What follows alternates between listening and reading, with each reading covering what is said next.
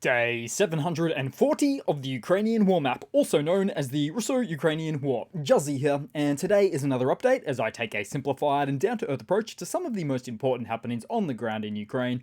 So starting off, we'll take a look at the Russian losses, as currently Russia sits on more than 419,000 military personnel losses, which represents an additional 1,070 in the past day. Then as for hardware losses, 9 tanks, 28 APVs, a regularly whopping 48 artillery, and 1 warship, which just snuck in after the daily tally. So we'll head back to the map now and take a look at that latest incident, as there was another bad day for the Russian Black Sea Fleet, because Russia lost the naval battle once again overnight to a country without a navy, as the Russian warship, the Sergei Kotov, was pummeled by a Ukrainian Magura V5 naval drone, causing the warship to sink somewhere near the Kerch Strait. Now, some even said that a Tor M2 air defense system was on board the ship and suffered a similar fate, which is feasible given some recent photos, but the actual footage didn't appear to showcase the Tor M2 installation on board. There was also some footage of the event from a different angle, with the audio feed alongside it suggesting that this apparently modern patrol ship was firing everything it had at the naval drone, but failed. Having said that, it may have been shooting at the decoys, as these Ukrainian sea drones are certainly well known to travel in numbers. And it's hard to believe, but another Russian warship so far away from Ukrainian front lines. So it's just got to be so demoralizing for Russia to have events like these continually transpire. Then heading somewhat deep inside of Russia, as a railway bridge over the Chapyevka River in Samara was damaged, halting traffic, with Ukraine's military intelligence, the HUR, reporting on the blast but did not say who was behind it. But in this case, being so far away from Ukrainian front lines, it was either a fixed-wing long-range AFU drone or potentially, and more likely, the Atesh Group partisans. And this bridge is in fact key for transporting military cargo from the JSC polymer factory in Chapyevsk, with the HUR stating that the bridge would be unusable for, quote, a long time, due to the extent of the damage. Then we'll head over to the Ukrainian map today and pull out the occasional bar chart showing the territory of control by Russia and liberated territory by Ukraine, with the total temporarily occupied figure equating to just over 18% and liberated to just over 7%. Now, if you add these two figures together, making for just over 25%, this is the amount that Russia used to control at the highest point in their invasion.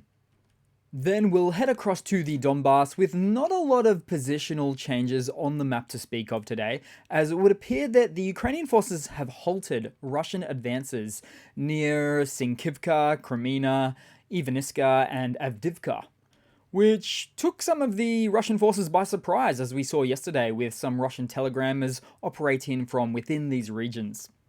Having said that, it's still a very fluid situation on the ground, particularly as it concerns Novomykhailivka, because it's not every day that we see Russia and Ukraine vying for control over a semi-urban settlement style, with both sides containing roughly 50-50 areas of control, give or take. Oh, but we also saw the AFU perform cluster munition artillery fire in the fields northwest of Avdivka, which is something that's usually reserved for Russian forces operating in a tight formation. Then, somewhere in the east, we impressively saw a Ukrainian quadcopter drop a single munition into a Russian ammunition cache, with a terrifying cook-off ensuing. Then, recently, we saw that Russia successfully struck another decoy, NASAMS radar unit. Actually, to be fair, not even destroyed, and I'm pretty confident that this wood and paint job will be all patched up and redeployed in no time. Then moving just a bit south of here, because it's been reported that for 7 days in a row now, none of the Russian Berev A-50 AWACS radar planes have been in the skies, even within Russian airspace. This break follows the loss of a second A-50 in late February, leading to a short period without cruise missile attacks, usually guided by these aircraft. But even more serious than that, the Colonel Yuri Ignat of the Ukrainian Air Force reported that Russia is struggling to deploy another A-50 plane.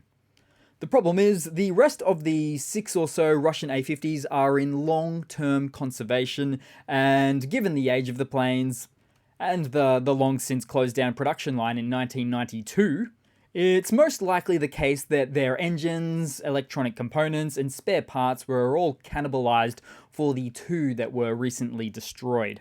And perhaps they can piece together another one, but how long is that gonna last?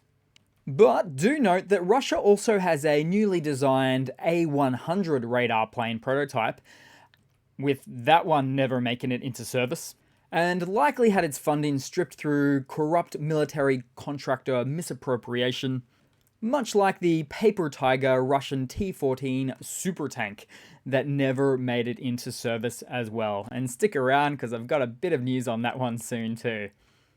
Then we'll head across in the western direction, as there was a hefty strike on a Russian depot in Kazachi Lahiri.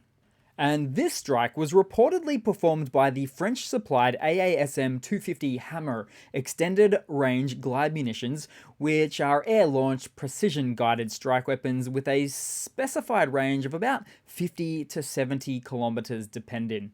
Not to mention containing a 250 kilogram warhead, which is about twice the size of your average HIMARS rocket warhead. But perhaps most impressively, France has committed to sending Ukraine 50 of these hammers per month throughout 2024. And that was before they recently enacted their newfound security agreement. And you know what, since I'm in the region, I'll mention how we saw a video recording from a Russian paramedic near the Krinky region, where Ukraine has a foothold. And this Russian paramedic was complaining about way too many injured Russian soldiers that he has to treat on a daily basis. But perhaps most perplexing is how this Russian guy is wondering why Ukrainians are firing all sorts of weapons and drones on the Russian forces. Evidently, completely unaware somehow of Russian military force orchestrated against defenders of their homeland. Then headed across to some news for today. So earlier today, Lithuania announced it would be joining the Czech-led effort to procure artillery shells for Ukraine. Lithuania joins a growing list of countries participating, including Belgium, the Netherlands, Denmark, Canada, Sweden, and Germany. And this type of news is something that I wanted to briefly touch further upon from yesterday's mention, as some data is in showing that, as current, Ukraine's total shelling per month is roughly about 150,000 shells, which makes for about 5,000 shells per day, and more likely of the smaller caliber. Whereas Russia is sitting on about 500,000 per month, as per February data, which makes for about 17 or 18,000 shells per day. And this is a fairly decent bar chart, as it takes into consideration back in August last year, when Russia was suffering from a severe Soviet stockpile shortage there. In other words, they used most of it up, forcing them to get resupply from the likes of North Korea. Though I do wonder how long that could ever last. And although we can't see the older data on this chart, Russia used to fire at rates of 60 to 75,000 shells per day. So 2 days of shelling back then is roughly what Ukraine is doing today. As Russia was using up their Soviet stockpile chest of about 20 million artillery shells, all culminating to a situation leading itself to Russia never seeing this firing rate ever again. And now with these really massive Czech Republic deliveries coming very soon this month to Ukraine, about 800 shells, 800,000 shells. Compounded by the EU sending its latest production round of nearly 200,000 shells as part of a broader and longer-term ongoing solution to Ukraine. We may therefore soon be seeing Ukraine bottoming out in shell hunger forevermore in this conflict, leading to some frontline inadequacies for the Russian army as they're forced to deal with high volume and astonishingly precise Ukrainian artillerists. Then in some more news, and this should probably be in the funny section, but an organization called the Russian Knowledge Society performed a publicly televised event with a one-time sober madman Medvedev running the show's introduction. And yes, don't even get me started on the organization's naming convention. So Medvedev, dressed up in a cultural dress-in which reeks of all-powerful dictator vibes, took to the stage with some officially vetted comments, it would seem, as he reiterated all the lines from Russian state media late-night TV propaganda stating that Ukraine is Russia, but also that Russia has no borders and that Russian borders do not stop anywhere. So, is anybody still not convinced that the Kremlin is an aggressive expansionist nation that will take over any country if it thinks it can get away with it? But perhaps most baffling here was a future map of Eastern Europe that was placed on the screen behind Medvedev there. So let's explain what's happening here, shall we? So Poland has northwestern Ukraine. Romania has southwestern Ukraine, accessible through a narrow strip of land above Moldova. Even Hungary manages to get a slice of the pie. And Moldova gets nothing and naturally loses Transnistria, which is where it happens to be that Russian land all of a sudden pulls up to. But then we have Ukraine, or Kyiv, depending. I'm not quite sure on that, so which is the size of the Netherlands. But Medvedev just said Ukraine is Russia. So I'm confused why they added that part in at all. Perhaps as some sort of deal sweetener? And I've not seen this map before. Russia seems to be just making it up as it goes along. They really lack consistency. Plus, who internationally is going to actually go for this radical dissecting and reconstruction of European borderlines anyway?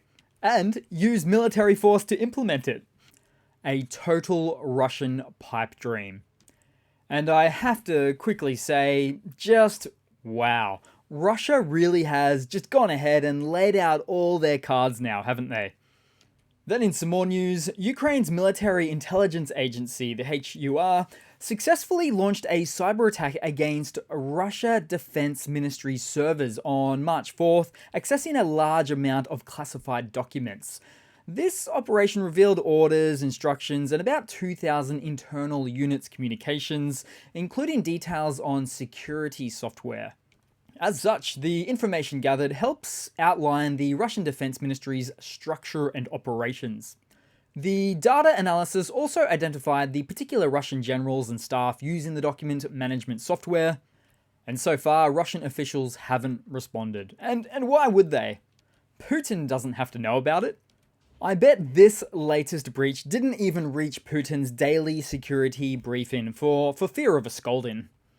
Then moving across to a quick funny to round it all off for today, guys. So Russia has decided not to produce the Armata tank, the T14 Armada main battle tank, because of its high cost, choosing instead to purchase the cheaper T90 tanks, as a Russian official had stated that while the T14 Armada tank outperforms current tanks, its high price makes it impractical for now. Outperforms? Excuse me? This is a subpar Paper Tiger prototype with engine issues and failures and lackluster components because after the Chinese military gave it a look over with the potential to purchase the tank, they literally criticized it, saying that it was underperforming and ineffective.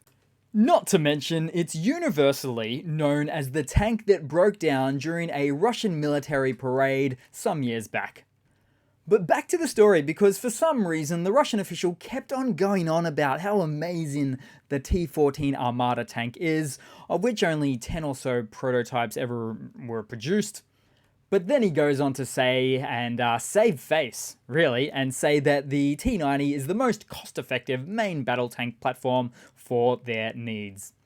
But I can tell you right now, Russia will never be producing even the T90 tank in any meaningful numbers, because it's a tank that can get taken out in about 5 seconds by a Ukrainian FPV drone. But anyway, as for the T14 Armada tank, it's just one less prototype propaganda tool that we'll never have to hear about again. I'm almost saddened by this news. So that's it for today, guys. Thanks again for watching. This was going to be a shorter video, not a lot of time on these days, lots to do, but yeah, a lot of news, so I really had to spin one out for you guys. So thanks again for watching. Please continue to like and comment and support. I really do appreciate it all, and yeah, I do hope to see all of you guys there in the next one. Cheers!